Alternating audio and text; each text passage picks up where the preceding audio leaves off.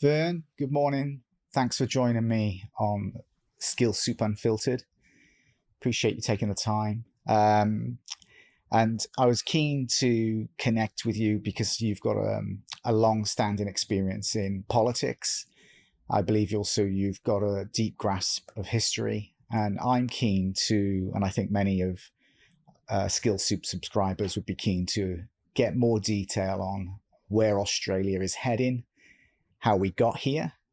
From my perspective, I feel like the country's turned into a circus and it's being run by clowns, and the entry price for that circus is ever escalating. So I want to have a chat and shoot the breeze on what the hell is going on. So thanks for joining. Yep, great to catch up and have this conversation. Awesome. Before we get into the weeds, maybe just have a quick summary of your background very briefly, just for people who are not familiar with yourself, just have a bit of an understanding of your history and what, how and why I've asked you to join me. Yeah, thanks, Richard. I grew up in Queensland, went to the University of Queensland, met a woman from Melbourne, moved to Melbourne when I was 20.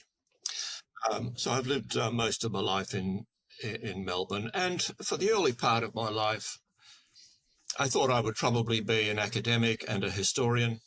I was at Melbourne University for a bit, and I was very interested in Australia in the 19th century, when, for a period of time, we were known internationally as one of the most innovative countries on the planet.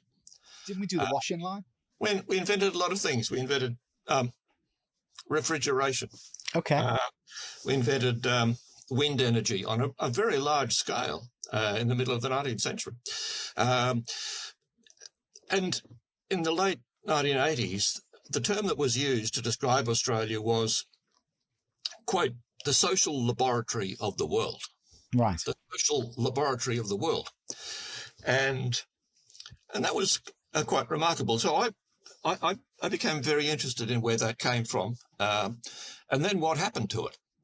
And after Federation, there was a bit of a standstill. And then in 1914, the calamity of the First World War happened. And that was pretty disastrous for most countries. But for Australia, it was catastrophic, I would argue. I mean, we were a young country beginning to find its feet in the world, and then we were kind of smashed in the First World War. And after that, I think the country was fairly traumatized, and we lost that independent, innovative streak. I would say it died in the 1920s. And I did a lot of research in the individuals who were living in the 1920s, and many of whom back then were writing things which said, I'm very worried about the future of our country. We were once a pioneering, independent-minded country with a larrikin streak, with something that was pretty original to say about ourselves, but we've lost it. We've lost it in the 1920s. So I was really interested in the fact that there were a number of people who said that in the 1920s. And then 100 years has gone by since then, and here we are in 2026. And I would say we've had a long period of stagnation in Australia, and we're stuck in it. And the question for me, wearing my historian's hat, is can we get out of it? Can we get out of this kind of stagnation that we're in, where we seem now to have kind of accepted that Asia has passed us by.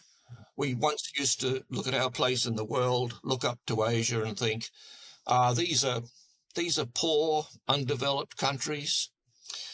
We have a higher living standard than these countries. In 2026, all that's gone. The Asian countries are just surging past us. We are still looking on at the digital world, wondering what it's all about, whereas countries like Vietnam are just leaving us in their wake. Can I ask, why was World War One?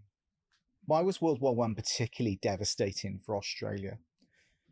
And would you say it was more impactful to this country than it would have been for the other nations? You know, particularly Australia. Why did it sort of take its momentum out of being an innovative country with obviously what sounds like a lot of dynamicism?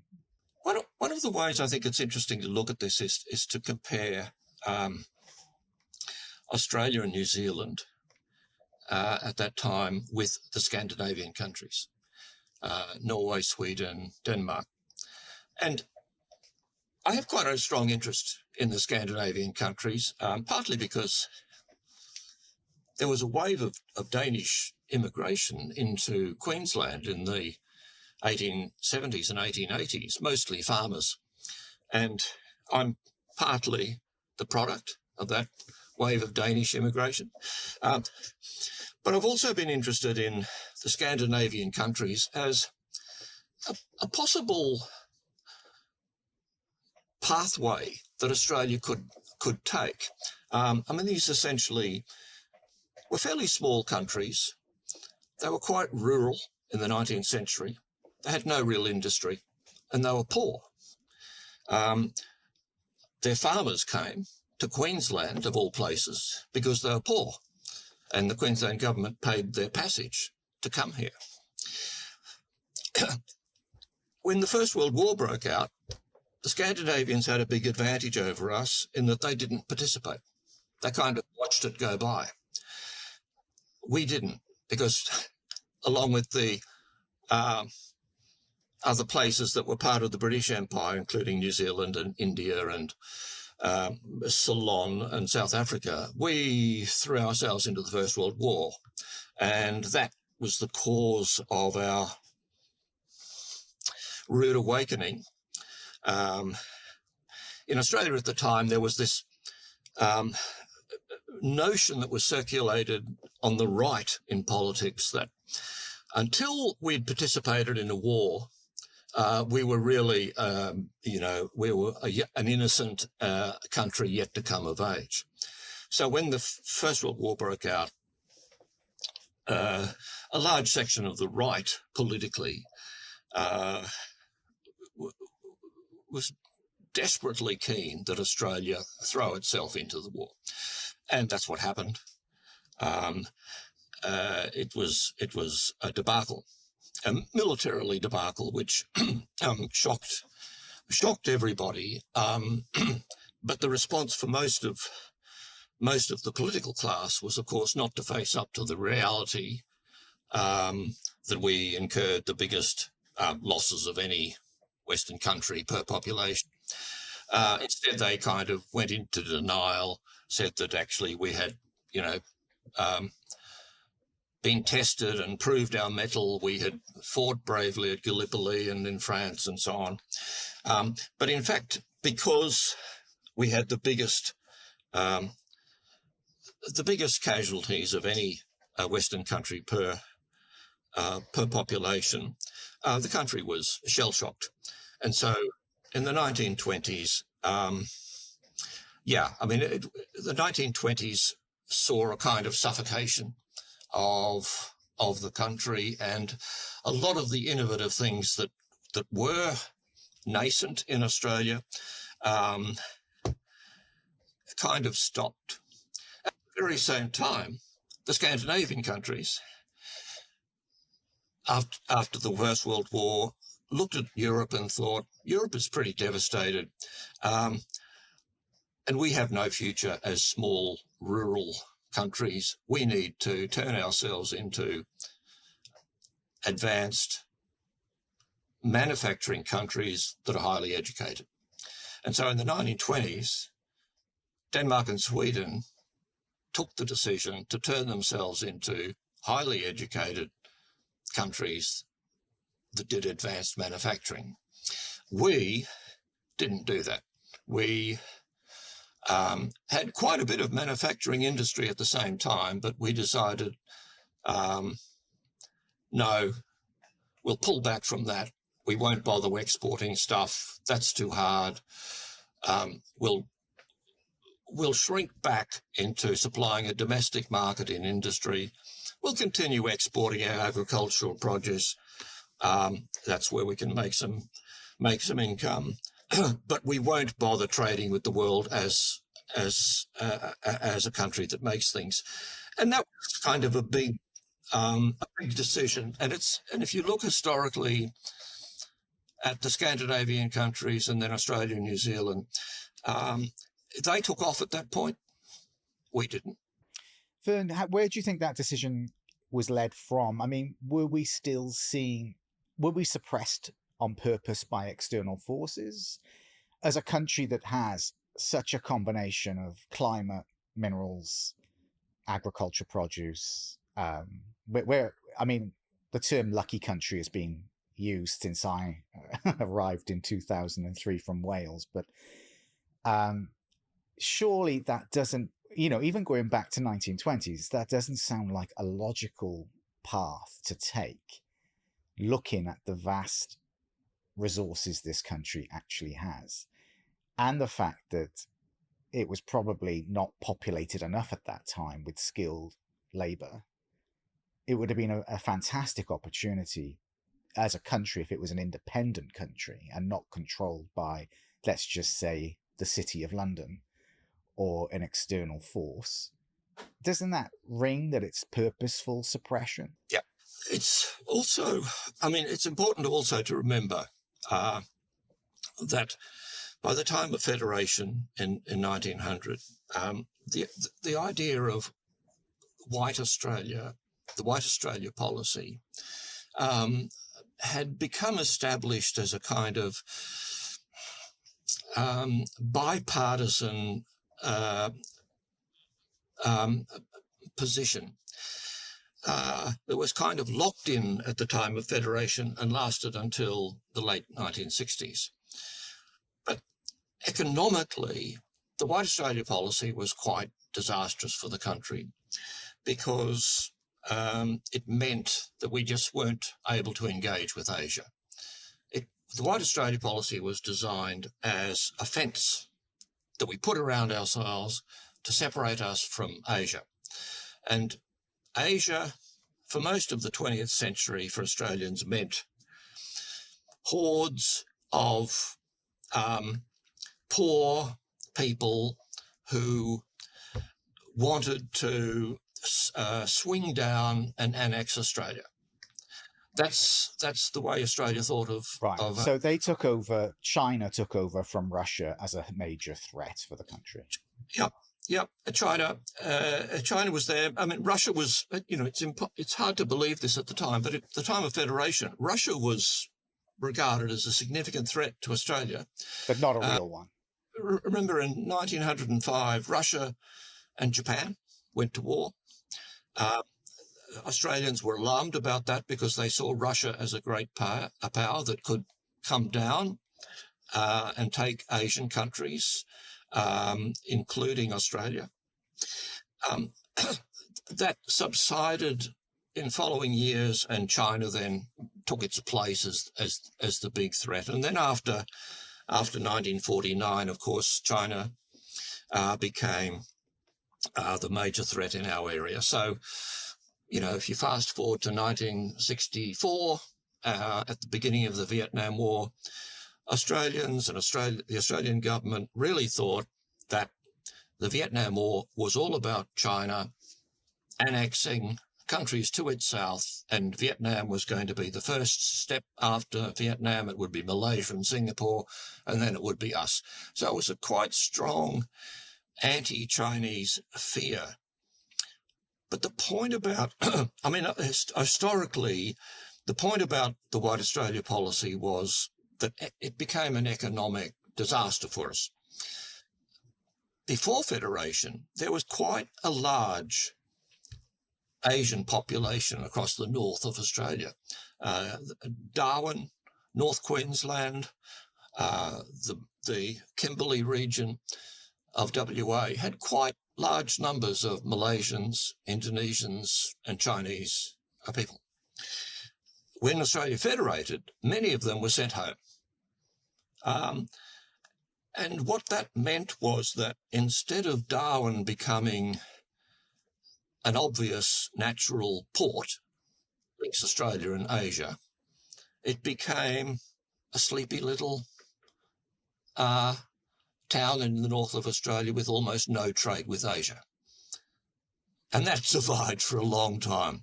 So it's if you look at the map, you think, yeah, Darwin could be a kind of Hong Kong. It could be a Dubai that kind of links Asia and Australia and the Pacific. That didn't happen. So I think that, the White Australia policy had quite major economic consequences, and which were only discarded really in the 1990s. Do you think there's a synergy between World War One and the establishment of the Federal Reserve in 1912? Do you think that the world changed when this central bank was developed in the, obviously the UK had a central bank and for many years, and I think in World War One it was Montague Norman that was the major banker. But then you had the meeting on Jekyll Island and you created the Federal Reserve in the US in 1912. And at this time we had the Ottoman Empire still running, I guess. So is World War One the first step in taking out the Ottoman Empire? Is that the real reason for World War One, or is it what we typically read of the typical alliances that were set out, and the Duke got shot, I believe? As a historian, what's your take on this? Like, how does this really play out? Well, it's quite fascinating because today, of course, many people liken the current moment to 1914. People point to the similarities and say that a number of European empires in 1914 found themselves in conflict with each other. The Ottoman Empire sat there as potentially a threat. But it had an amazing culture, didn't it? Because you had Muslims, Christians, Jewish people all living together peacefully in that setup, from what I've read. And then you've got Germany and France that's always warred with each other, I believe. I mean, those two nations have had a bad history. And Britain, of course, with France as well. And so, yeah, I'll let you continue, but it is interesting. I find it fascinating. Oh, it's. I think the argument that there are parallels there is really interesting. What it meant was that the European countries were driven by competition with each other into a war, which pitted them against the world outside Europe, the Ottoman Empire. The large parts of the world that were part of Russia at the time, and it was quite suicidal. And then when that was eventually brought to a close, it meant that the various colonies of the European powers were rearranged. Those that were held by Germany were relocated to other places. PNG was a German territory at the time. And in 1919, it was transferred from Germany's jurisdiction to the Commonwealth of Australia. So PNG became our territory, a colony transferred to us, which we continued to administer. Was all this carved up in like an afternoon? I read somewhere that the Middle East was just carved up in an afternoon without much thought. They just drew these borders, gave it to France, gave it to here, just literally, that was how much effort and attention was literally put into carving up the Middle East. Is that exaggerated or is that true? No, it is true. It is true because the boundaries of countries like Syria, Iraq, and Jordan make no sense. They are the most erratic, irrational national boundaries. They were drawn up in an afternoon, and of course, they've simply become ignored as decades have rolled by and constant wars have taken place. Yeah, because it was never going to work, was it? It was never going to work. I mean, no, it was never going to work. And then in the middle of all that, of course, was the British mandate for Palestine. Which is the Balfour Declaration in 1917, issued by Lord Rothschild, is that right? Who they ran the Bank of England from the Napoleon Wars because they shorted the bond market, where they had better communication capability, so they could make out that Napoleon won the Battle of Waterloo when he lost, which allowed them to short that bond market, and then the royal family was indebted, and the Bank of England, to the Rothschilds. Is that correct? All that happened, yes, at that time. And I guess if you step back from all of that and look at this notion of parallels between 1914 and 2026, what we can say is that the European powers, in their obsession with their own colonies, and in trying to retain the imperial influence that they had,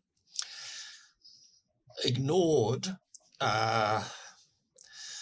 what others would call the non-European world, or the global South, or the developing world. And there was the European fantasy that they would be able to continue running their own empires indefinitely, held up.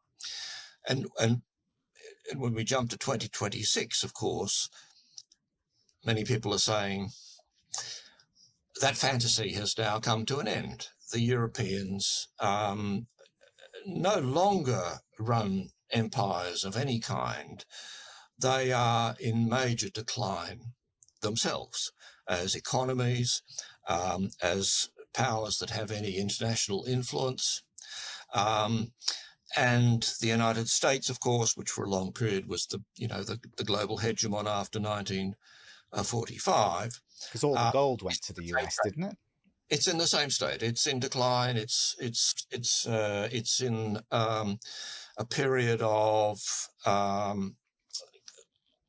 erratic, lashing out against an inevitable decline, and that's not pretty. It's pretty violent. It's pretty awful to watch, but it will continue on. So, in amidst all of that, here we sit in Australia, kind of still observing these bigger trends, but at the same time caught up in the same process of decline, I think. Because the old idea of Australia as an outpost of European civilization surrounded by Asia, but cut off from Asia, that is an idea that has just run its course. It's not working for us. We're not going to be a country with a high living standard anymore, which sits on the edge of Asia and watches on. It's not going to happen. So the question is, what is our future in this next period? Yeah, I think it seems to me that we've been on a pathway since 1912 of continually removing borders. There seems to be a very big agenda going on without putting a silver tin or a tin hat on. Over time, we're getting conditions of ever increasing income tax, ever increasing taxation, ever increasing let's take Euro. When they created the Eurozone, they disempowered all of Europe because they shared the currency without sharing the debt. You can't share a common currency and then not share the liabilities. So, for instance, Greece kept held of its own liabilities, which ended up collapsing them because they had no control of their own purchasing power. So, I'm still always puzzled by why anyone would agree to these. sort of conditions. Obviously, we hear the term, new world order, the Great Reset, without going down the path here of COVID and vaccines and lockdowns. But it seems that since 2017-18, the world had hit peak growth in terms of probably, China had gone from its massive, building boom to the property boom from 2008, pivoted into property, but it seemed to be showing signs of probable weakness in 2017, 2018. We printed money from 2008 in that financial crisis, which Australia pretty much got away with because it had an interest rate of 6%. So it had a lot of wiggle room to create lower rates, and luckily our banking sector wasn't quite as intertwined as others.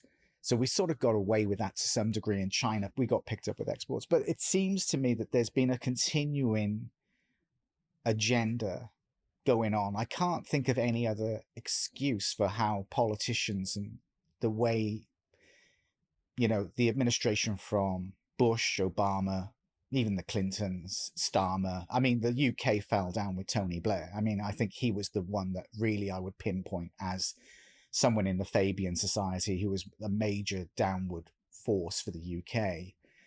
I'm not so familiar with Australia because I came here in 2003. Obviously, it seemed to be a country, though, doing pretty well at that time, obviously due to those factors. But something just doesn't ring right to me. Something's not right. And I feel there's something that a lot of people aren't seeing or ignoring. And and I can't, trying to put your finger on it is, I wanted to get your view of, am I on the path here? Am I deluded? I don't believe it's incompetence. It's partly incompetence, but it's also a curious Australian sense of what in the 1950s was called cultural cringe, and this was a term coined by some conservative critics in the 1950s to describe the way in which Australians viewed themselves and the rest of the world. And it had a quite precise meaning. The cringe was, it involved this dual-sided disposition. On the one side was a kind of bravado about Australia being the best place in the world to live, a great climate, great beaches, a relaxed lifestyle. Where else in the world would you prefer to live?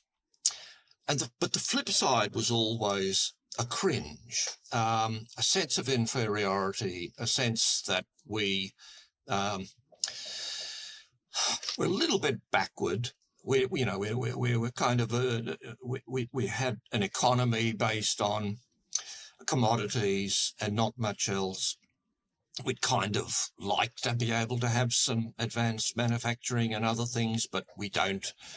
But so there's a kind of acknowledgement of that, but at the same time, a face that's put on it, which is one of, well, we're still the best place in the world to live in spite of all this. Well, I'm Welsh, so we've got a lot of that same qualities without being probably as nice a place to live, hence why I live here. And they call that the cultural cringe. And it survives in a kind of, in an interesting way, I think, where there's a kind of cognitive dissonance on the part of a lot of the opinion leaders in Australia, a lot of our politicians, where they will still articulate this stuff, and they do it very readily. We are still the best place in the world to live. This is why so many people apply to migrate here. And, budget night, you'll hear this again in various formats.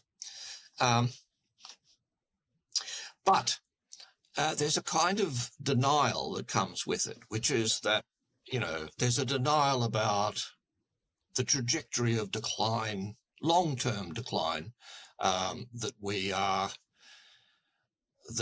encountering, the inability to develop any significant industries apart from the export of commodities and real estate speculation.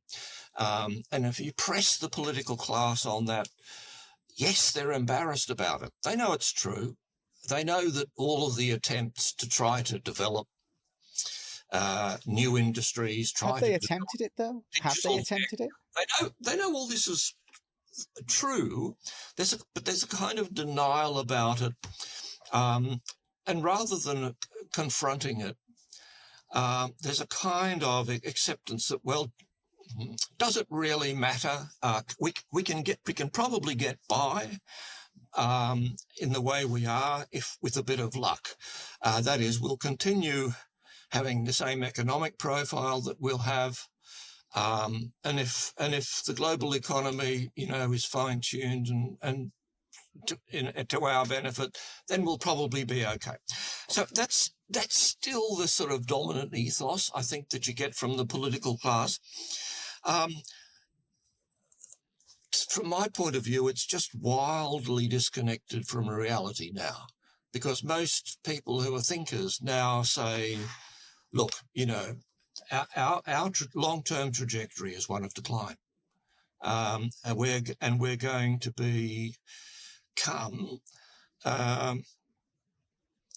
if not the poor white trash of Asia, then something that's close to that. Well, our GDP is about 1.9%, and we've got a current account negative 21 billion, which will hit 40 billion from what I memorize, or from when I was looking last. When we've got escalating interest rates, we've got unemployment, I think 4.3, I can't remember what it was actually. And we're still borrowing over 40 billion.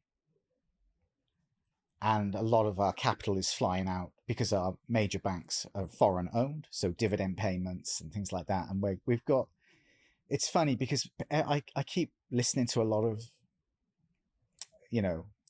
narratives about what causes inflation. And now we've got the current government, as they would, blaming the Iran conflict with the major cause of their woes, which is absolute bullshit. This country's been on a path for much, much longer. Even when Scott Morrison was in charge, this was a problem.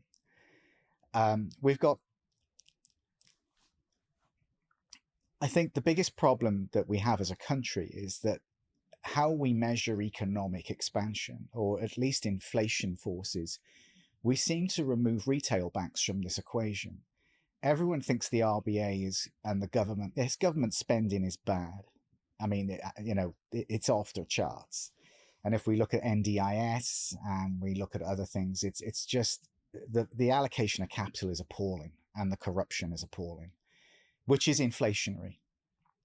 But it never gets mentioned. The biggest creators of credit expansion in any economy is the actual banking system, because it seems to get removed from discussion. But it's mortgage issuance and credit expansion that creates most of the wealth in Australia and most of the inflationary velocity of money. If your property is outperforming your income in terms of equity growth, you feel rich. And if you suppress interest rates long enough, and we were in a 50-year bull market of bonds, so when Paul Volcker took interest rates to 20% in the US to not really combat inflation, he was trying to save the petrodollar more than he was actually trying to solve the American economy. But still, from the 1990s off memory, we've been in a constant slide of interest rates being artificially suppressed, which creates asset inflation across stocks, across housing, and all of these assets measured in gold are not actually gaining value. If you measure it with real money, not currency, they're actually losing value. Housing is plummeting in terms of gold value. It's only in fiat currency these things become an illusion. So I find that everyone's against the RBA raising rates, and I get it. Interest rates are horrible when they rise, but it's not the interest rates that are the problem. It's the rate of change of interest rates that are the problem. Because historically, interest rates sat at 6%, 6.5% on the short end of that yield curve. It's only in the last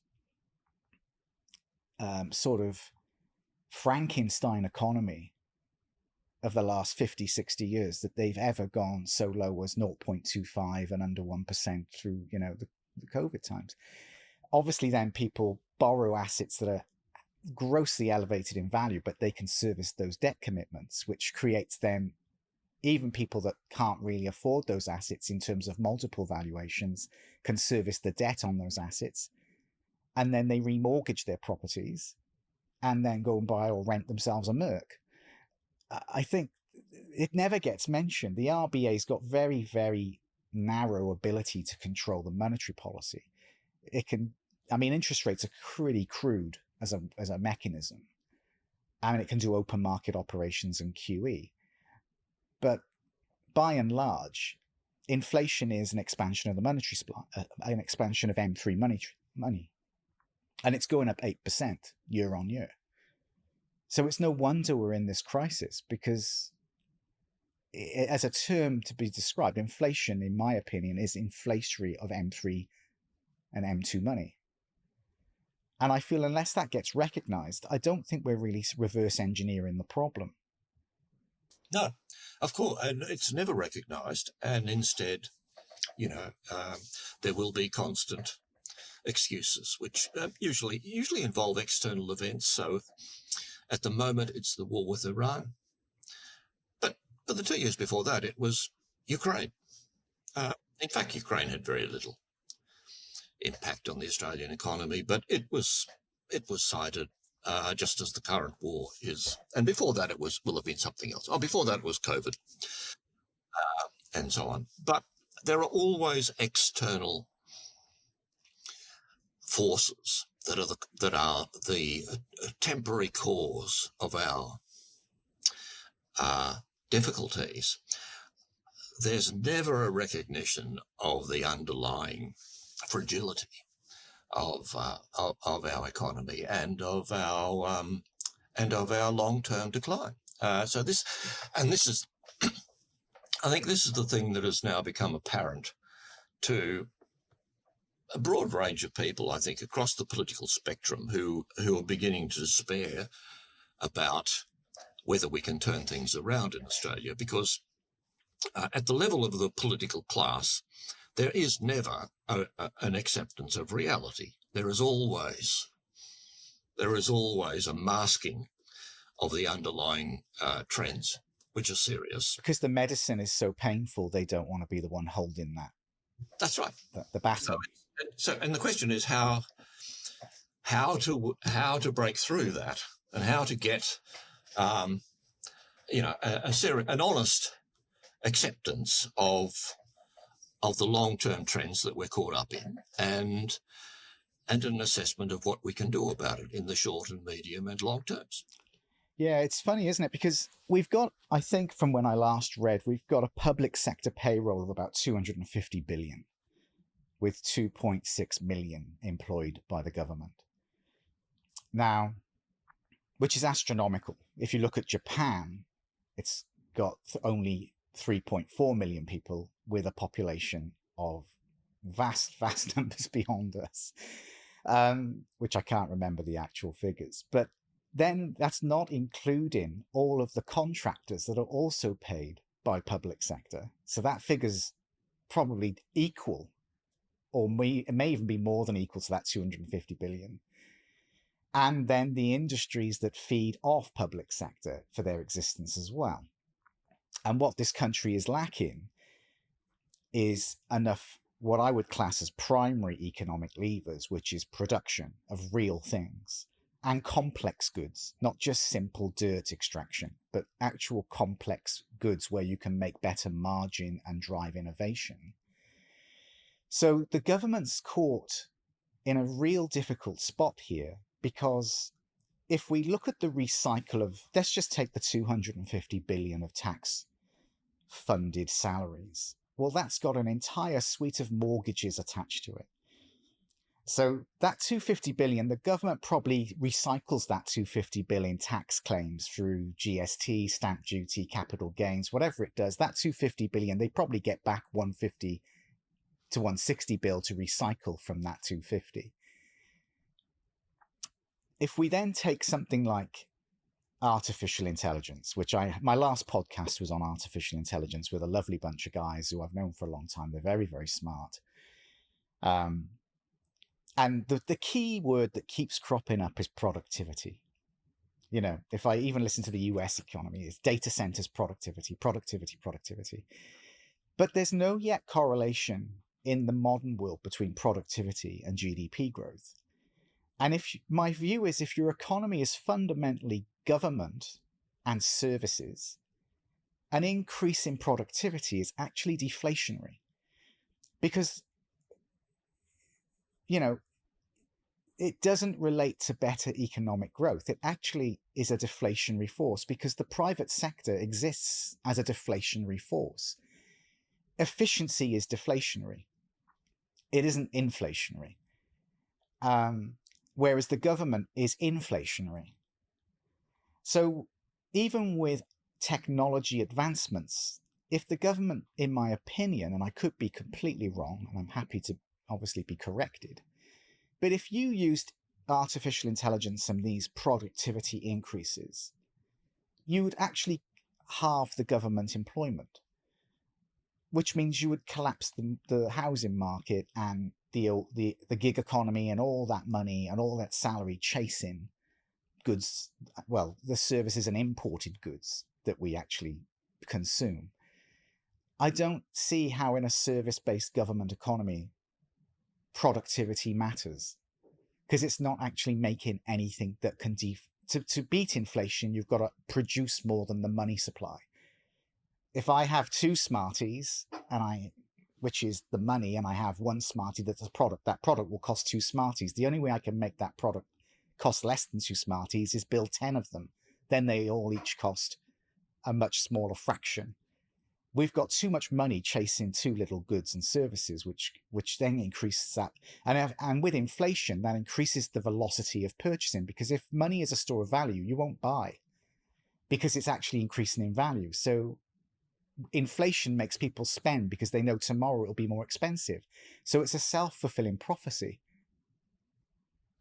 So I don't see how you get out of this when we're in this position without, and I still believe artificial intelligence, the head is going to eat its own tail.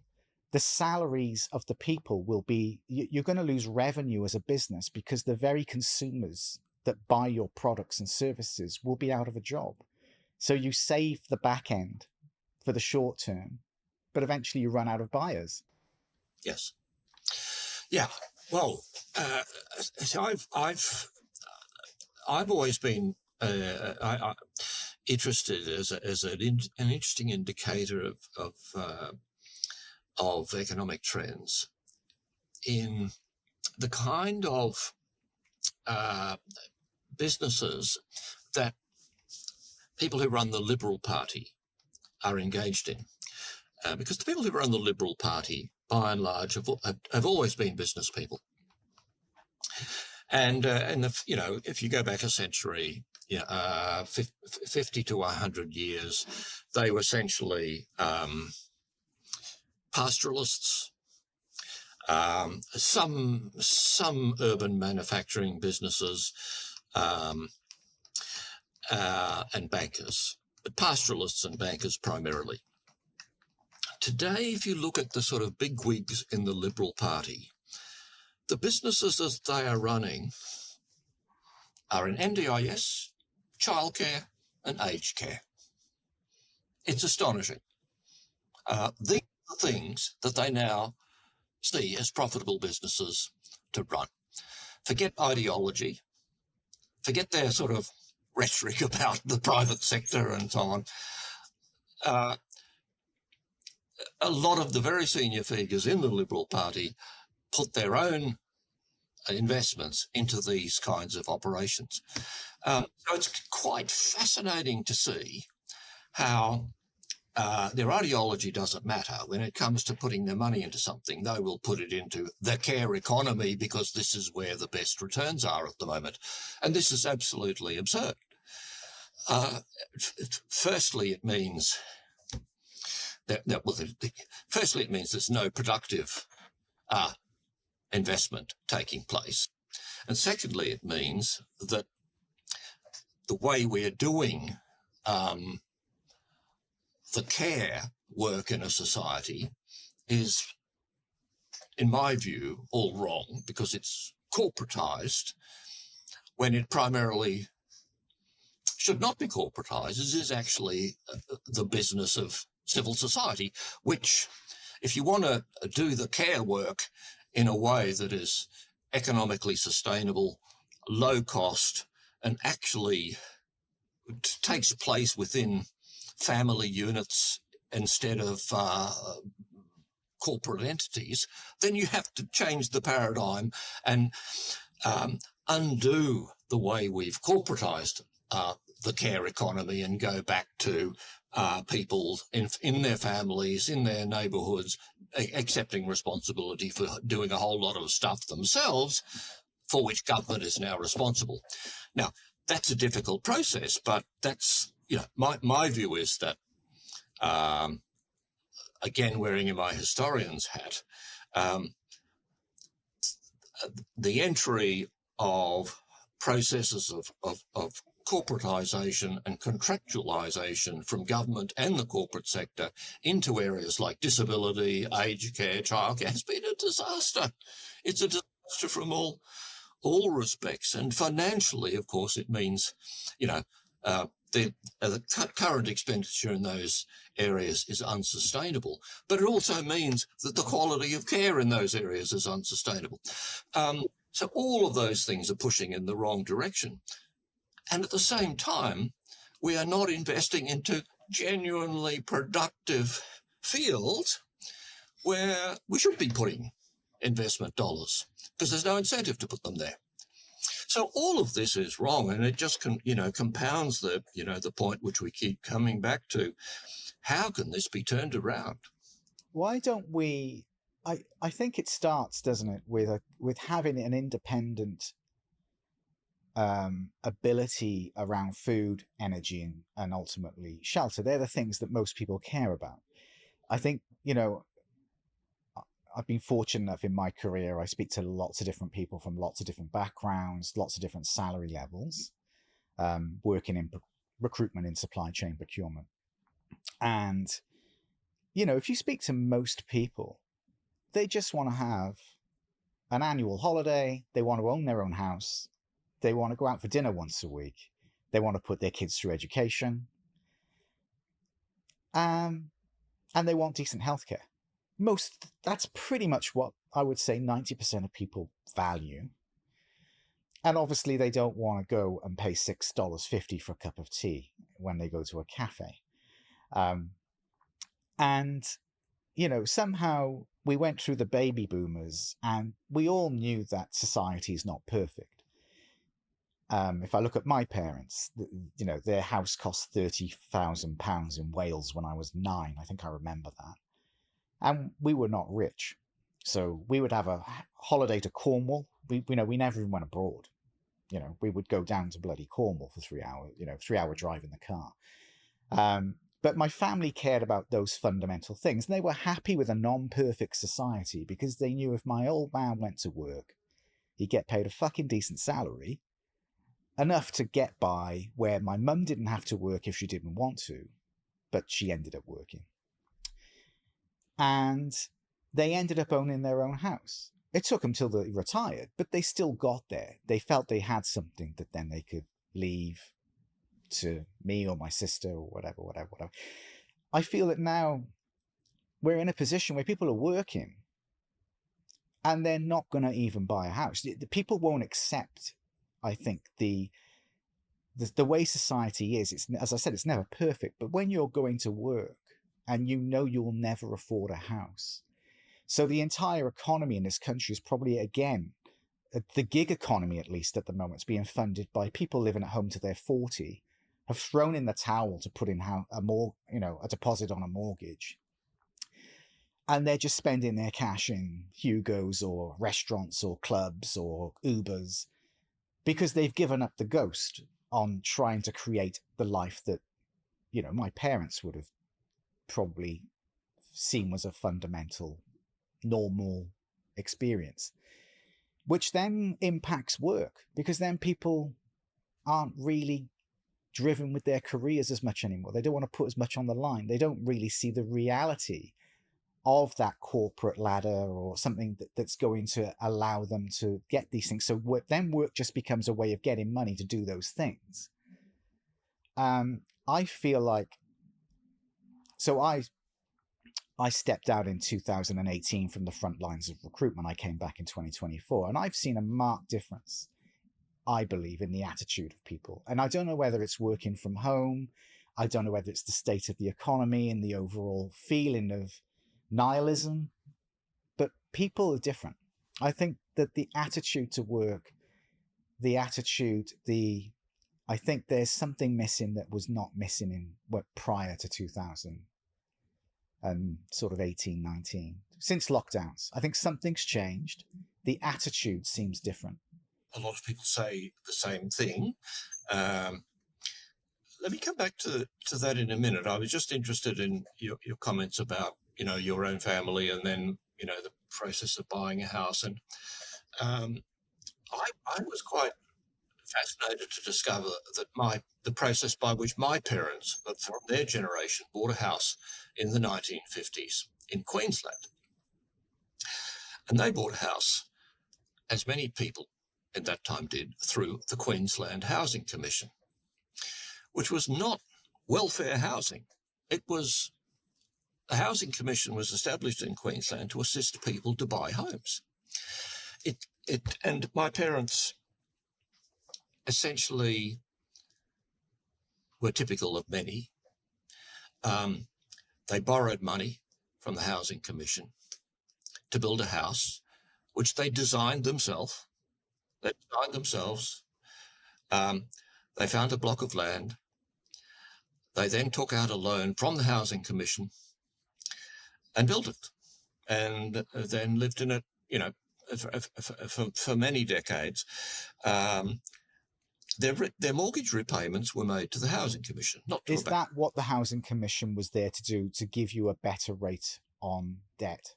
That was the purpose of the Housing Commission, and it assisted, and this was oriented to essentially not low, but to middle income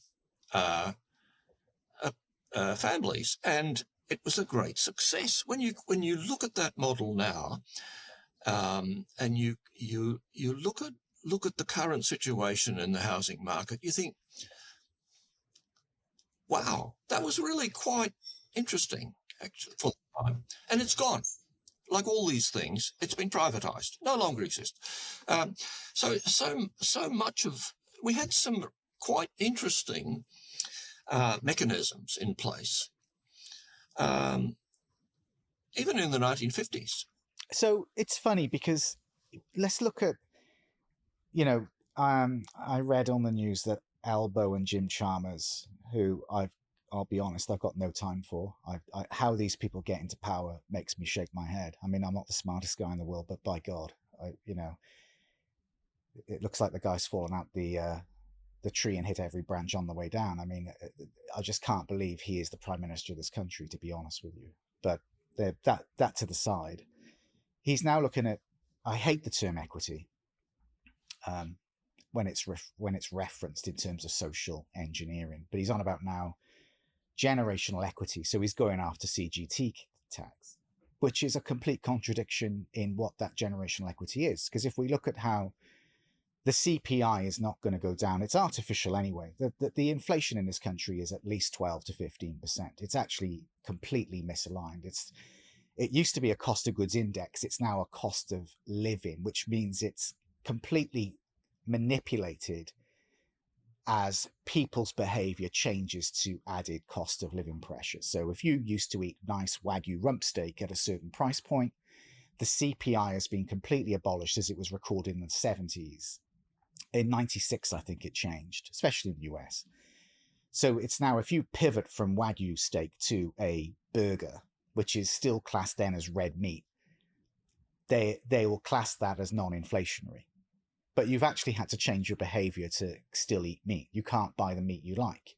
Same with a car. They do where if a product is more advanced, you buy a car 1 year at a certain price point, and then the new generation of cars got maybe a sunroof and electric windows. I think they call it hedonic something, where they will say you're getting more value for money, so there's no inflation, even though you've got to borrow an extra $5,000 from the bank to buy that new car.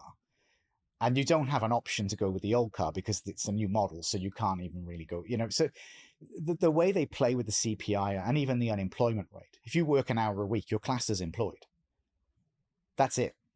So it doesn't really calculate the people who've given up trying to look for a job because they can't get one. It doesn't include them at all. And if you literally tick 1 hour a week, you're unemployed. So unemployment is way above what we're looking at.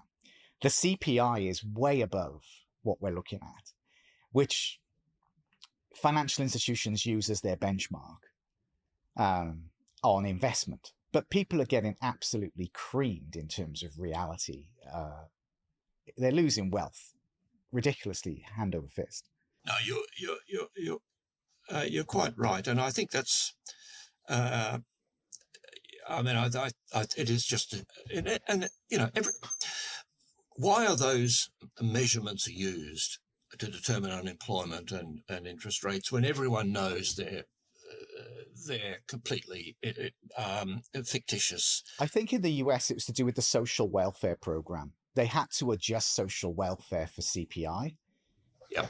And they couldn't afford it because they were spending. And when Nixon took the US off the gold standard in, I think it was 72, 73, basically the US defaulted on their debt. I mean, they had to deregulate the dollar from the gold. And then if you look at the fiat expansion, it went through the roof. The gold system isn't perfect, but it's still the best we've seen at the moment.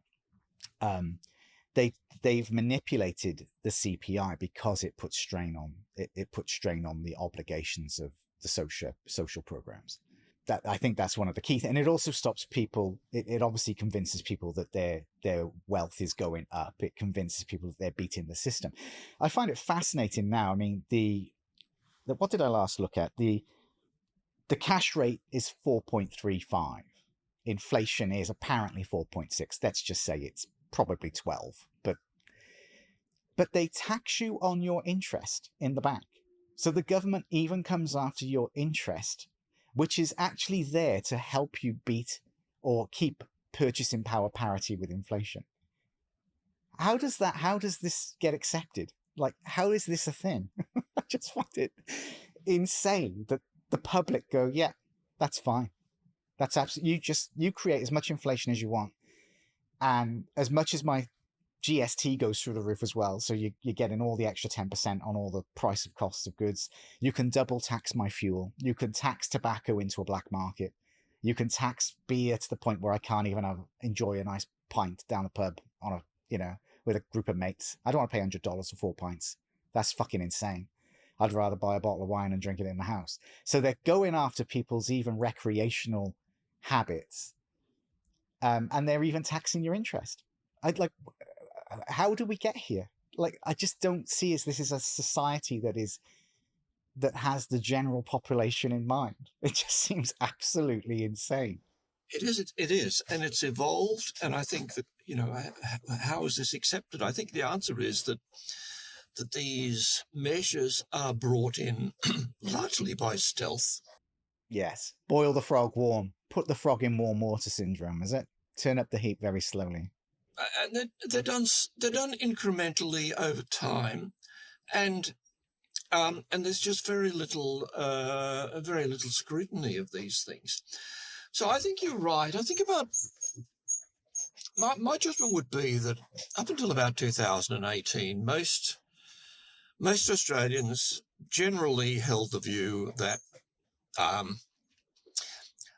governments are not great, but things kind of work in Australia. Things kind of work okay.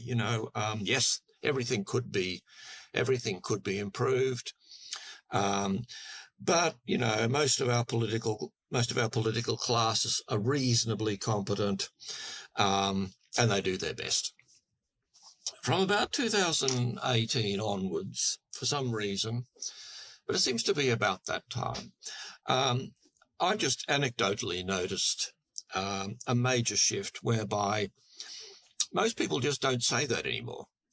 They now concede that nothing is being run. The curtain is lifted. Nothing's being run properly, and most systems are broken. Where if you have close contact with, if you have close contact with most areas in social policy, you know that they're just broken systems which achieve nothing, but they just churn disadvantage. And I think what I've noticed is that no one really argues about that anymore. Most people concede, yes, that's how it is. But there is this curious kind of passivity, I think, about whether anything can be done. And I think this is, even amongst younger people who in a previous generation would have gotten into home ownership and would be now paying off a house. And for those people today who now accept that they will never be able to buy a house, there is still, on their part, a lot of passivity about the fact that this is their lot. They don't see that much can be done about it. This is the kind of it's a curious feature of the political landscape we have at the moment, and I think it's much the same in most of Europe. Really, I think people genuinely can't see how things can be turned around. Well, I don't think we can vote our way out of it. I think Europe has proven that a lot of the elections are fraudulent. Even the US election. Now, I don't like Donald Trump. I think he's again, Jesus, where'd you start? I didn't like Barack Obama, though. I didn't like Clinton. I didn't like Bush. I think that, again, I can't think of a bunch of people that I would, I wouldn't have a party with any of them. So it seems like we've got this global binary uni-party framework, and you will not vote your way out of it.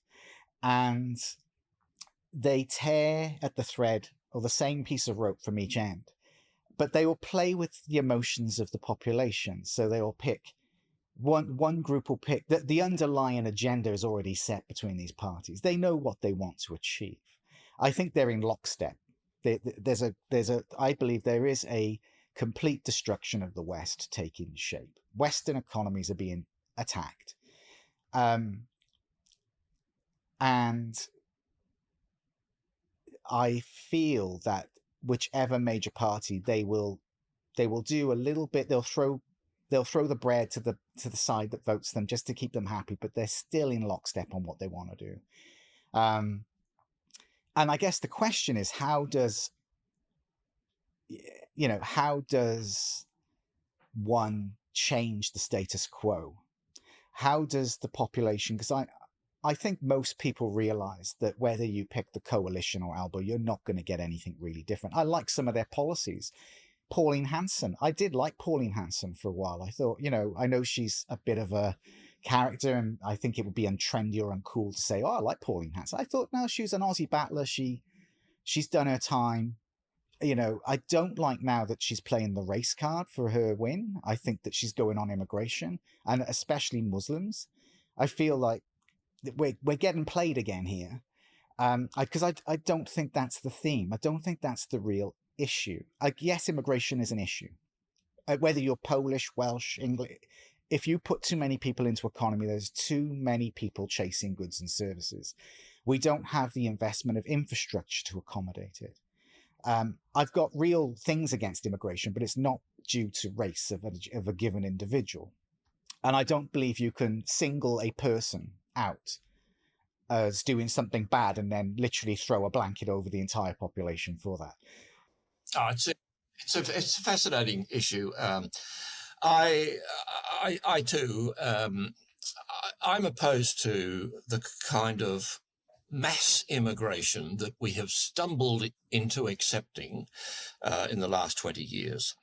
But my argument is, the reason for that is essentially an economic one. I think it's an economic cul-de-sac for us. It's a sugar hit of GDP growth, but destroys your GDP per capita and quality of living. And there's so many aspects of it that I think are problematic. So, for instance, just take the health sector alone. In a sense, governments have given up on the idea of trying to train more GPs and more medical specialists because the AMA doesn't want there to be a big increase. And so governments therefore just import them. It's cheaper, actually, to import them from Iraq and Pakistan, countries where actually there is more need for doctors and specialists at home than in suburban Sydney. I'm not surprised, though. We did bomb the shit out of them. So, I mean, I'm not surprised they want to come here. Yes. But, so I'm opposed to high immigration on those grounds.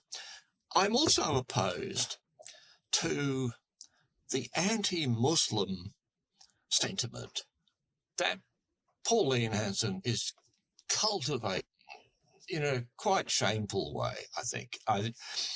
And most of the right, I think, has fallen for that. You don't have to try very hard to scratch them and find a bit of anti-Muslim sentiment that that they're willing to exploit. But in Europe, strangely in Europe, there's an anti-Christian sentiment going on as well.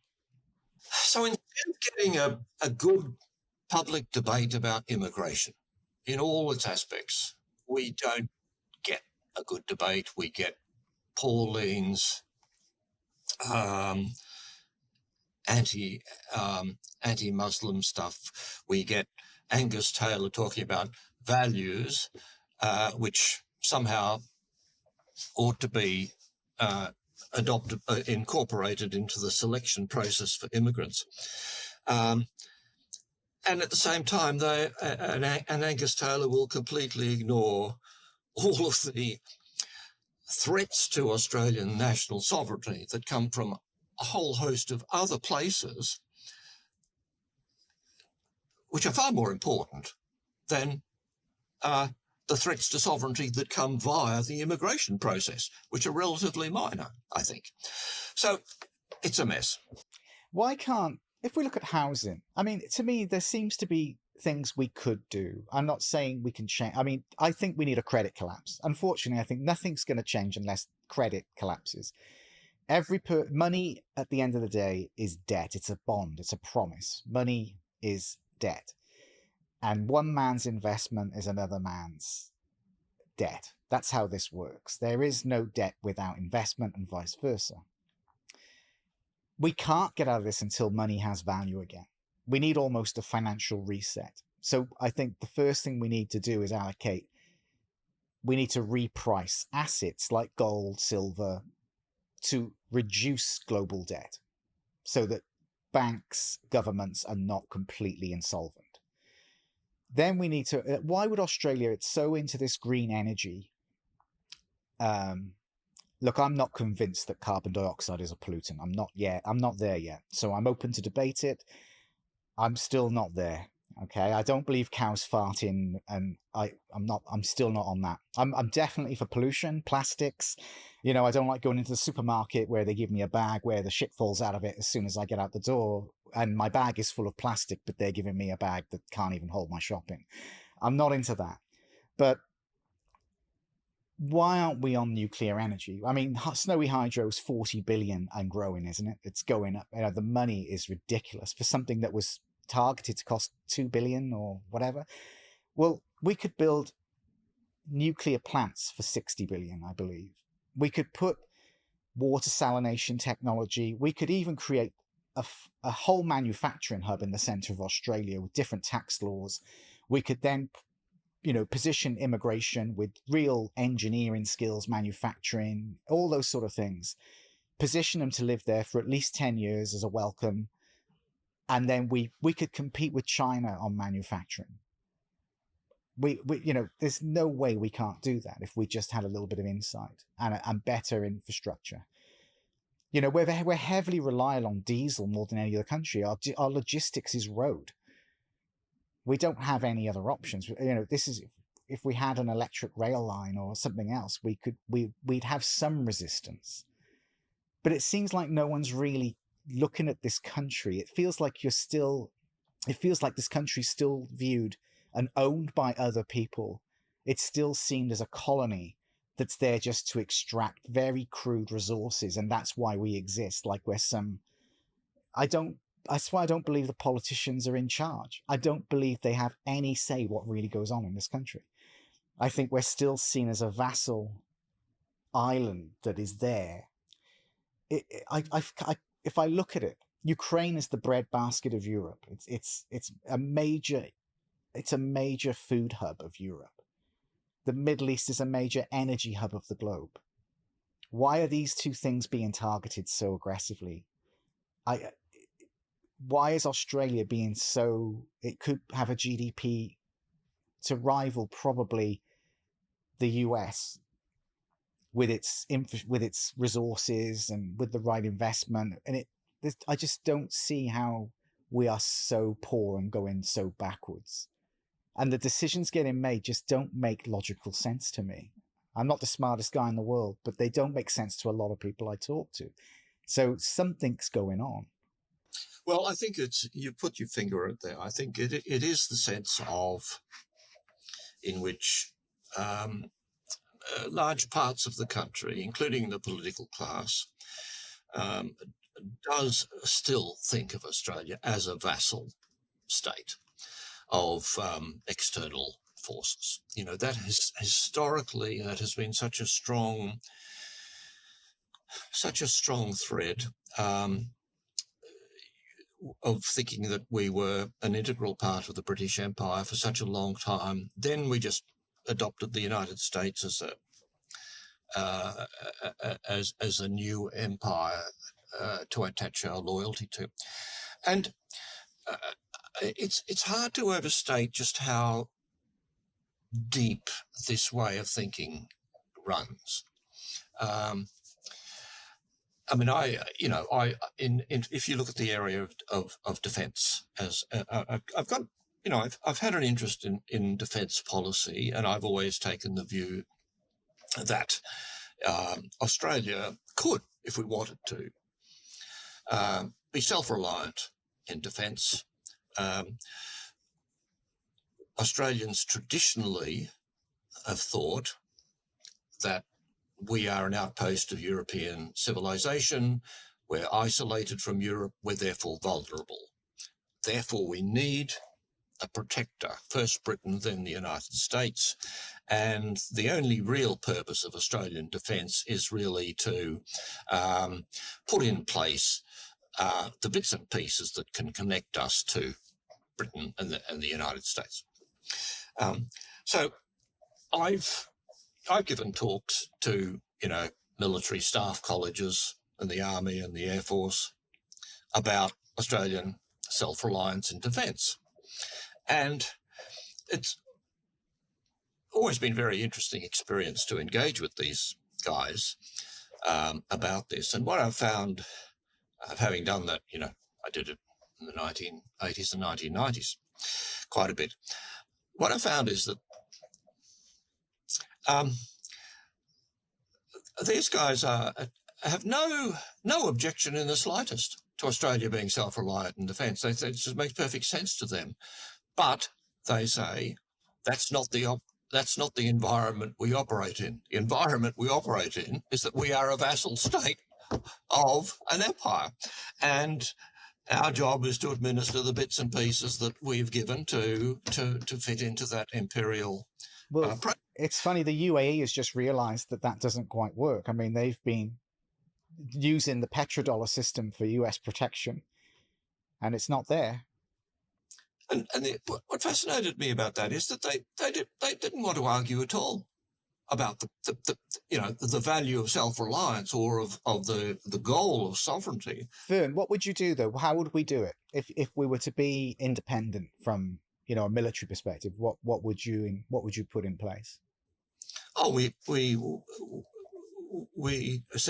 have to simply disengage from the very complex set of interconnections that we have, but it's we are not isolated and vulnerable. Along our geopolitical situation as Australia and New Zealand makes us the safest place on the planet. We are surrounded by vast oceans. We have a vast land mass which is largely arid, almost impossible for any potential invader to traverse.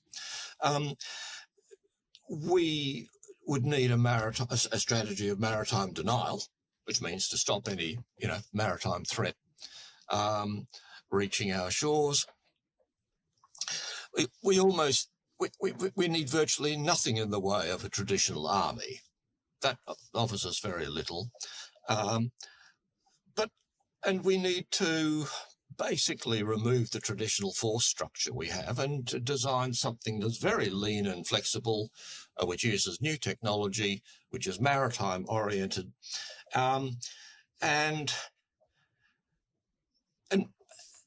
the moment you think along those lines, you realize, well, what's the obstacle to doing that? The obstacle to doing that is nothing that's material. It's simply the culture that has been established over time in institutions like the ADF and the Defence Department, where there's just deeply entrenched inertia.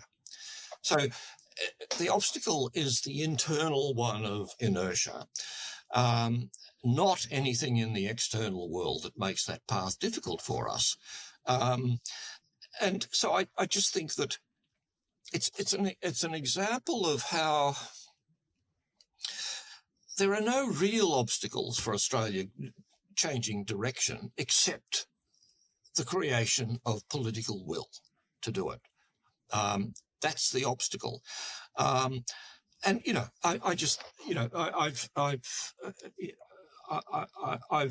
engaged with a lot of people who would say that yes, our geopolitical situation makes this kind of stance for Australia and New Zealand the natural one for us. There is no reason in the world why we ought to be aligning ourselves with the anti-China posture of the United States when China is our biggest trading partner. It makes no sense for us. And it makes no sense for our Southeast Asian. Well, our biggest exports are Japan, South Korea, and China, aren't they? And it's interesting. I mean, I think if we look at the Orange Man, he was having a to and fro with China in his first innings, and then we had Biden, or the actor that was Biden, whichever way you want to look at it. I'm not convinced that was Joe Biden myself. Then that was Russia, and then now we've gone to Iran. It's like they need a boogeyman. That without there being a threat, they can't keep people in a constant state of anxiety. They need something that justifies the ever increasing inflationary expenditure. Because in a credit-based system, you cannot, you have to keep creating more credit. You cannot, in the monetary system we have evolved into, it has to continue to expand. And the reality is that means wages they're just going to erode even further and further and further, and they will create an ever bigger illusion of this credit expansion. I personally think, we need to go back to much more regional, smaller banking. We need to have a decentralized, fragmented banking system. We need a decentralized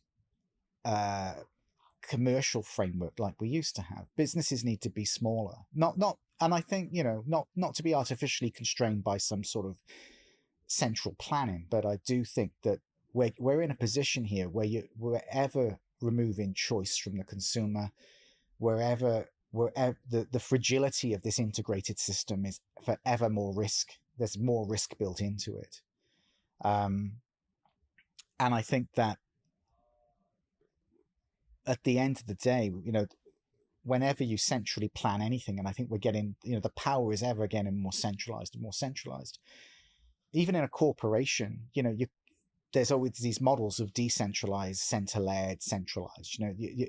What you gain from centralization in terms of information systems, you lose in terms of innovation or adopting to certain P&Ls in their product range. So you need to think and a country's very similar. We seem to be so centrally governed now that the allocation of capital is appalling.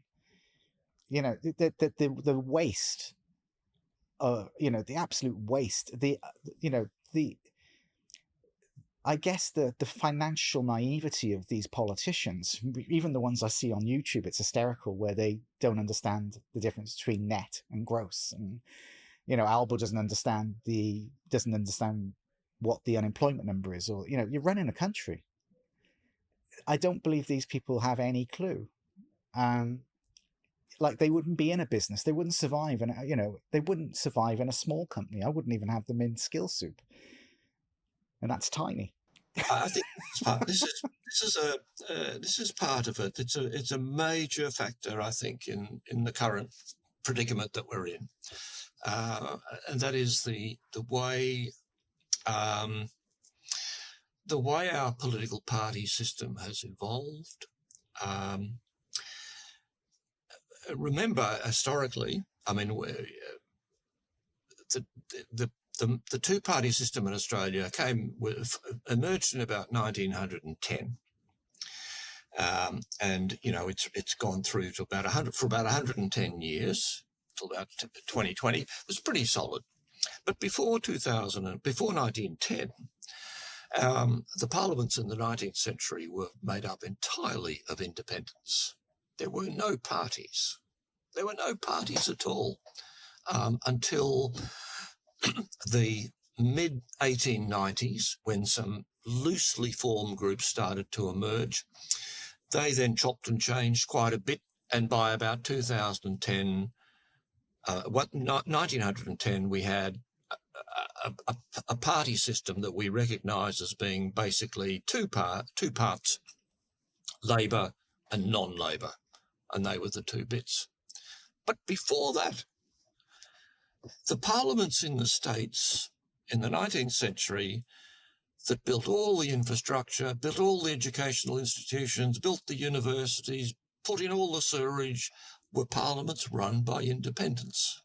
There were no parties at all. This is quite astonishing when you think about it. So the two-party system then formed in 1910 and ossified over about a century, and where we've reached the point now where they are full of people who are mediocre party officials. That's a compliment. They're not people who have any track record of achievement or of accomplishment in any field. There once used to be people like that in the parliament. There used to be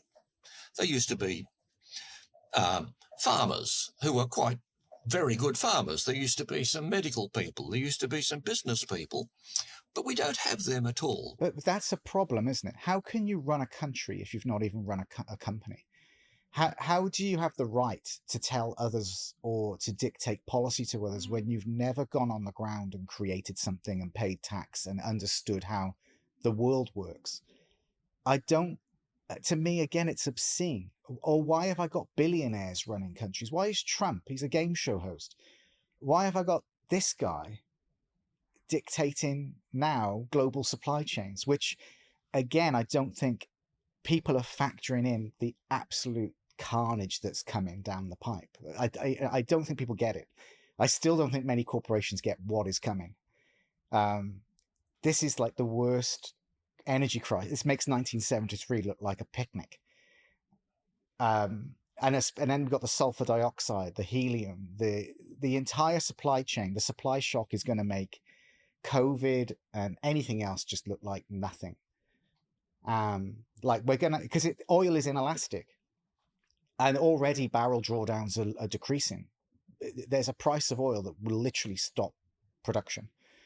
And this war with Iran isn't going to end. They're 92 million people. They're fighting for its sole existence. They're not fighting for choice. It's insane. This is not going to end. I agree, and yet the typical response from our political class is to say, is to think that this is a temporary blip, and that, yes, there's going to be a bit of difficulty to see through, but things will jump back to as they were. I mean, all the time, this is how they think. They don't really think in terms of any long-term major disruption of economy and society as we know it. They really don't think that's going to happen. They think there are temporary blips that they need to manage with a bit of a fix here and there, and then things will revert back to the way they were. I do think our Australian political class is addicted to that way of thinking, and they can't allow themselves to think that there are any long-term fundamental problems. I just don't think they might idly think, oh, perhaps there might be some long-term problems we need to think about, but then they seem to correct themselves and they think, oh no, I can't go down that road. That presents too many problems. We'll just come back to short-term management, and that's all they can do. Vern, where does the wealth come from? How do these people get so rich on their government salaries? I mean, this is where I was on about generational equity. I've learned the hard way that you could earn a lot of money and you won't be wealthy. You can't get wealthy earning money. You might if you're in the top elite bankers and doing major, major investments and getting bonuses in the millions. But most people, you could earn $500,000 a year as a salary and you will not be that wealthy. The tax and the cost of living and the type of house you buy, you will always be working. You only get wealthy coming from a poor background by being an entrepreneur, doing smart investments, getting capital gains, which is why they're going to literally, under this new generational equity scheme, they're going to decimate the young who might be entrepreneurs, who might want to invest in the right thing, and they're going to take 100% more tax off them. That's what this is going to do. Under the, again, guise of being equitable socially, where, which is completely misleading and completely financially naive and to be honest, stupid. But I am curious on how someone in public sector gets to be a multimillionaire on their public sector wage. Now, how does this work? Because if you're in the public sector, unless it's defense, I see everything. You're a public person. I pay you. Why am I not seeing your books? I want to see every deal that is made in that government. Unless it's defense, I get it. Okay, sort of. Why am I not getting transparency of what you're doing? What's going on? Again, it's obscene how this gets. You're a government person. You work for me, apparently, but you don't. Yeah. Yeah. It's not difficult to envisage what a system of proper transparency about all this would look like. I think Norway has a system of disclosure of So high in income. Norway, you get to see all public deals, transactions, everything. That's not difficult to do. So serious disclosure of all of this stuff can be done. It's the political. What's your thoughts on politicians being able to get a salary for the rest of their life? What's your view on that? So you can go into power for 4 years, become the prime minister, and you have then for the rest of your life a pension and a salary. That's obscene, isn't it? Yeah, it's outrageous. Yeah, it's like the carrots to like. I've always thought the people that want power are the very people you never want to give power to.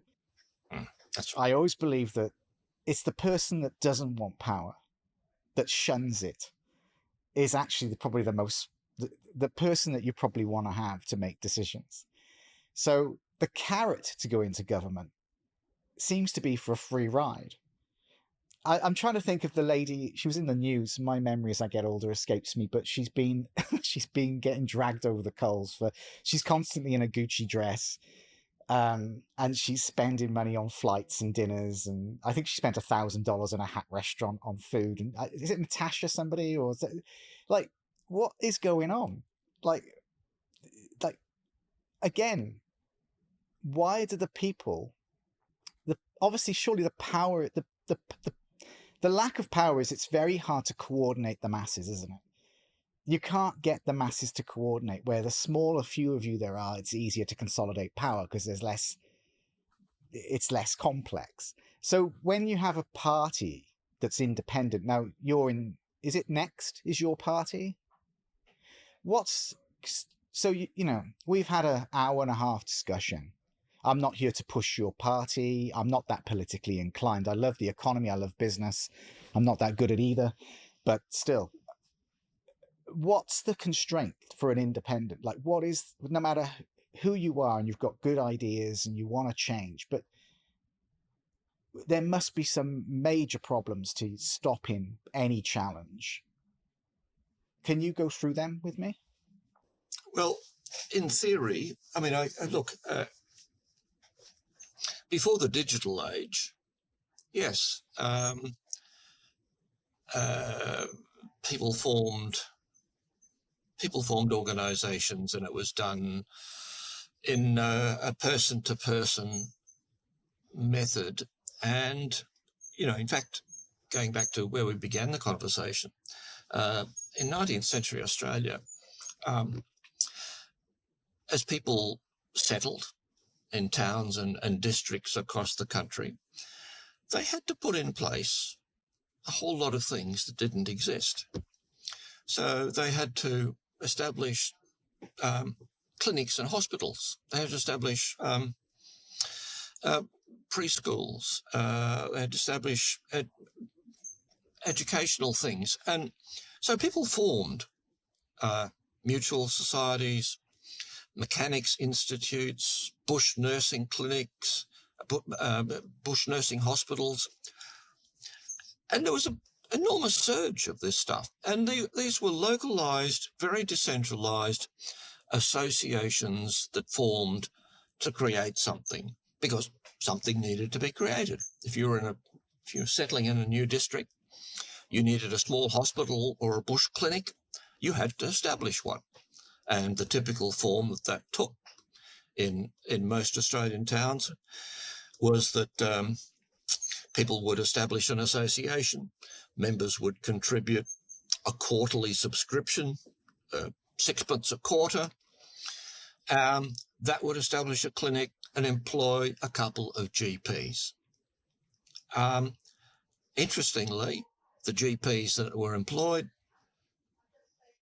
on a per capitation basis, which means no fee for service, which I think is a very superior way of organising medical care, because it means that there are 2 GPs in a town of a few thousand people who are paid a salary, paid for as a membership subscription, all the incentive for them is to keep that group of people well and healthy and out of hospital.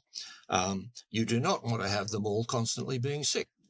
But the point is that this was the way it was done in the 1860s to up until the First World War in almost all regional towns and centres in Australia. This was how medical care was done, and it was very good. It was decentralised.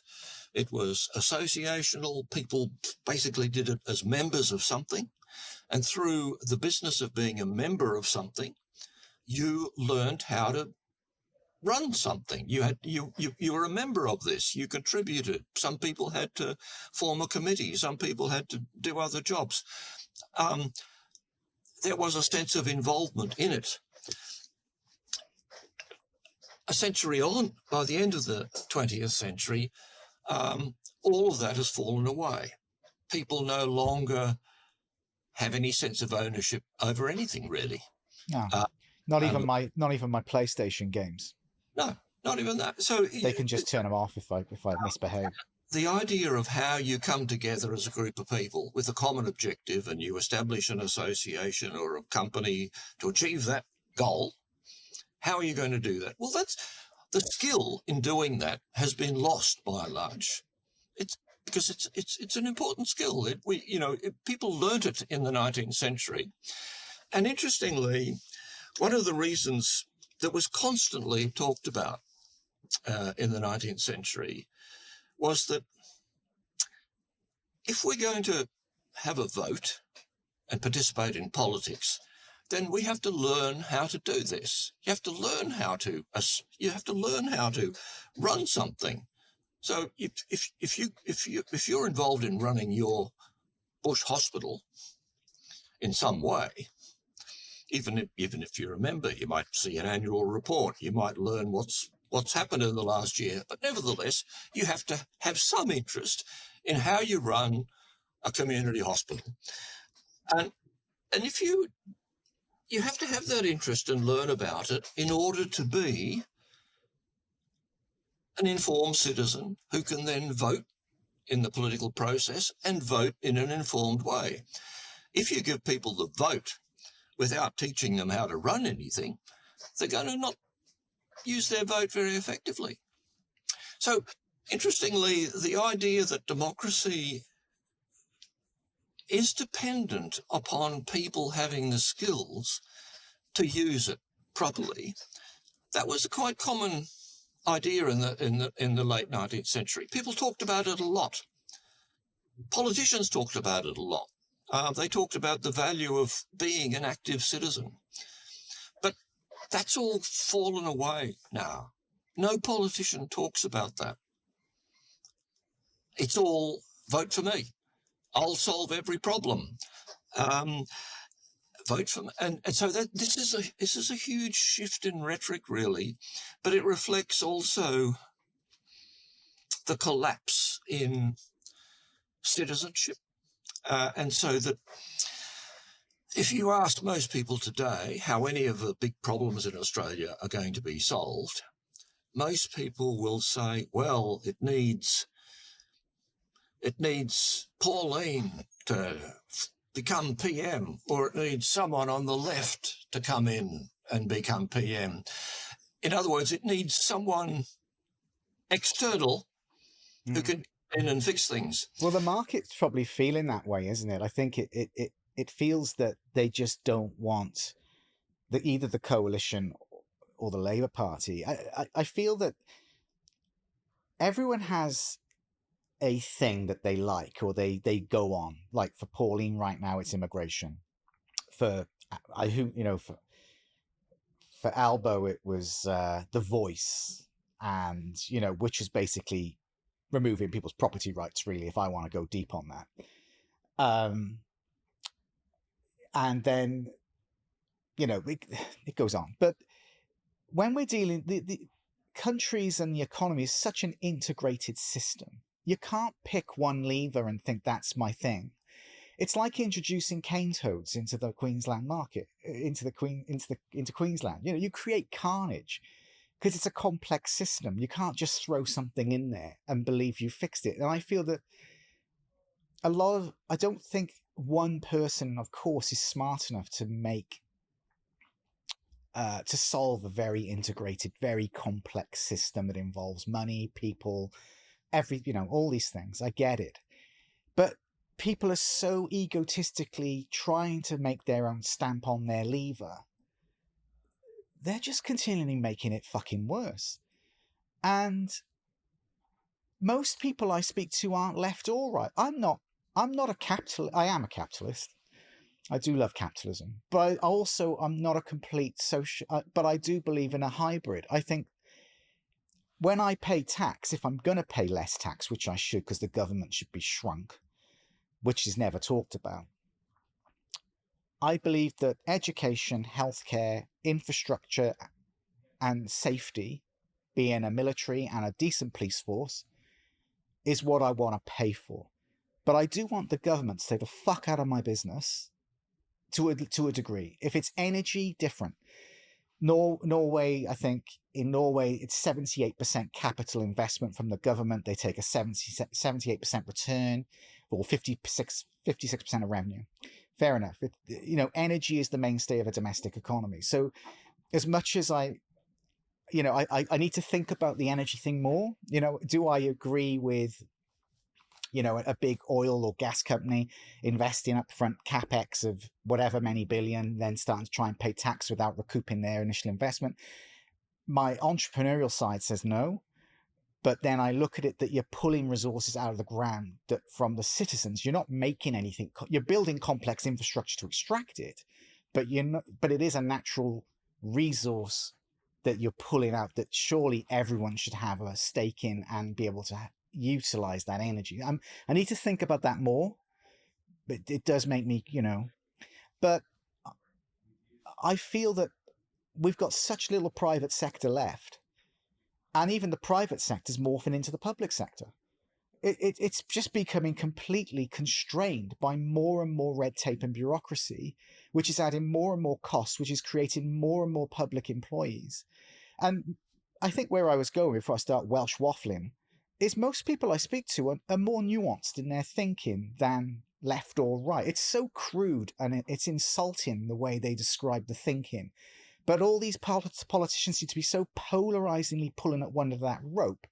No wonder people fucking hate each other. It's like no one thinks like that. Exactly right. This is exactly the political predicament we have. It's abortion or have a child. There's no fucking in between. Kill it, save it. It's like, no, let's think about it. In real life, most people are very nuanced. Yes. In their thinking about most issues. That's right. But in the political arena, they're not. But is that on purpose? Surely these aren't robots. They can't be so black and white as they are. It must be to create divide. It must be to make sure the public are in. My daughter, she goes to school, and I'm so glad I take control of her education to some degree, because I'm not having that school teacher shit sometimes. She comes back asking me, is there 7 genders? Or, she almost comes home feeling guilty for being a white citizen. And she's not racist, but she's like, why are the teachers pushing this crap on me? And I've got to sit down with her and give her maybe a bit of 1980s schooling, just to get some balance in there. Because I don't care what you want to be. I don't give a shit. I just don't want it rammed down my neck. And I don't want my daughter being taught sex in school from the age of like 9, 10. I'll teach her. If she wants to talk about sex, me or her mother will go there. I don't need a fucking teacher to come and start discussing sex with my daughter.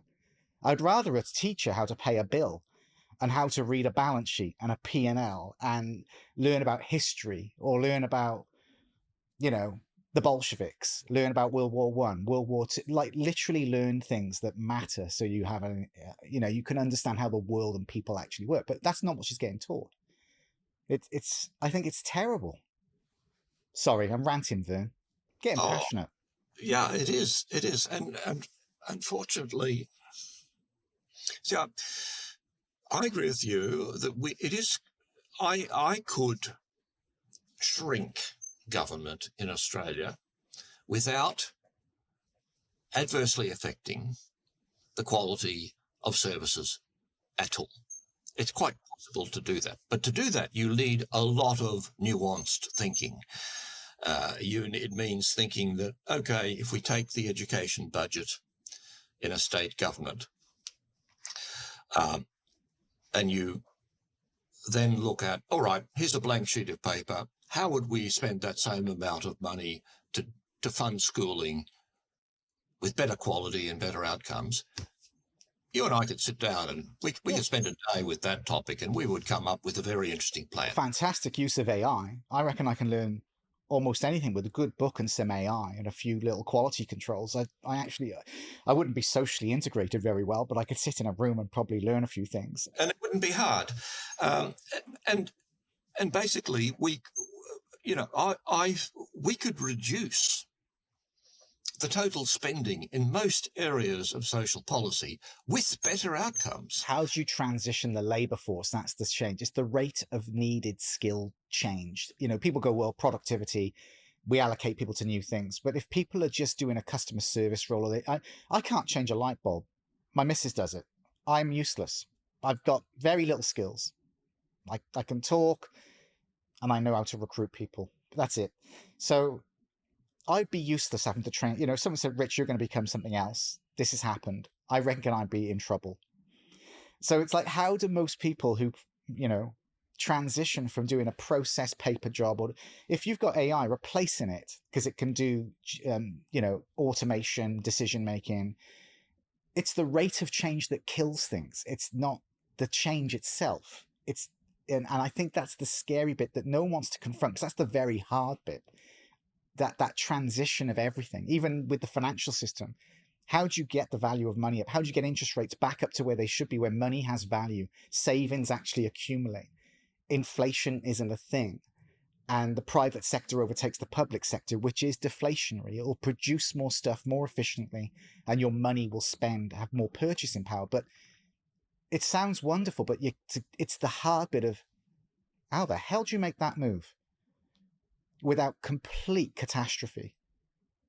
And I think that's so hard. All of these things can be done if we have the right kind of people thinking about these things. And the striking thing about the political class at the moment is that they are not the right sort of people to be thinking about anything seriously. They're just not equipped to do it. So Mark Butler, Minister for NDIS, is he going to come up with a better way of doing NDIS? No. All he can manage is some blunt cost cutting, which will adversely affect the people who should not be adversely affected, and which won't adversely affect a lot of the people who should be thrown out of that business. So they're the wrong sort of people to be thinking about these sorts of questions.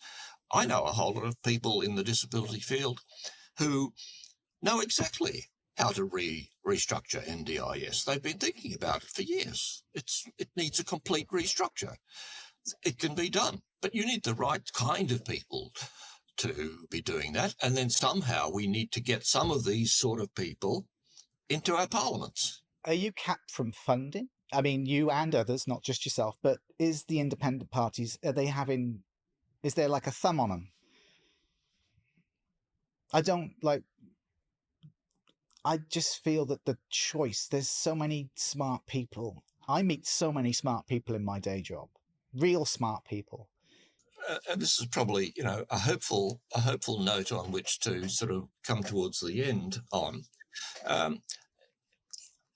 There are people in every field who are smart, who have solutions, who know what needs to happen in all the big areas where our politicians are struggling. And I look at those sort of people, I see them all the time, and I think, how can we get some of these people into the parliament?